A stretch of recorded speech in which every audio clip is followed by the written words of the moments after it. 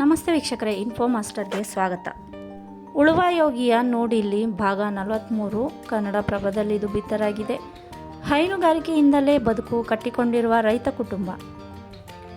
ಮೈಸೂರು ತಾಲೂಕು ಕುಮಾರಬೀಡು ಗ್ರಾಮದ ಶಿವಣ್ಣ ಅವರ ಕುಟುಂಬ ಹೈನುಗಾರಿಕೆಯಿಂದಲೇ ಬದುಕನ್ನು ಕಟ್ಟಿಕೊಂಡಿದೆ.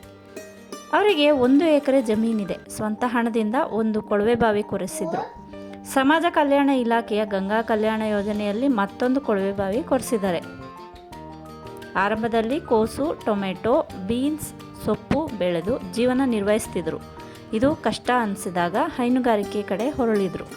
ಅರ್ಧ ಎಕರೆಯಲ್ಲಿ ಕೋಳಿ ಫಾರಂಗೆ ಬೇಕಾದ ಶೆಡ್ ನಿರ್ಮಿಸಿ ಭೋಗ್ಯಕ್ಕೆ ಹಾಕಿದರು. ಅದರಿಂದ ಮಾಸಿಕ 3,000 ರೂಪಾಯಿ ಬರುತ್ತೆ.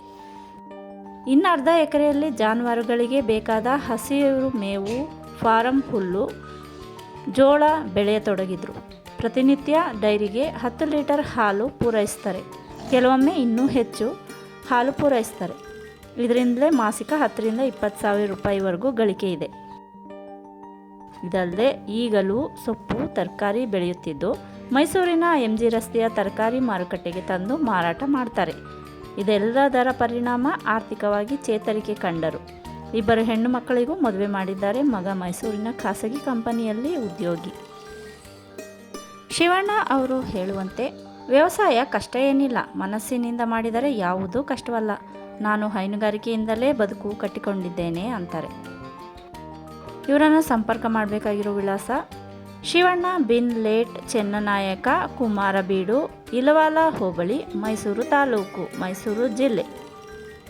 ಮೊಬೈಲ್ ಸಂಖ್ಯೆ 9611945403.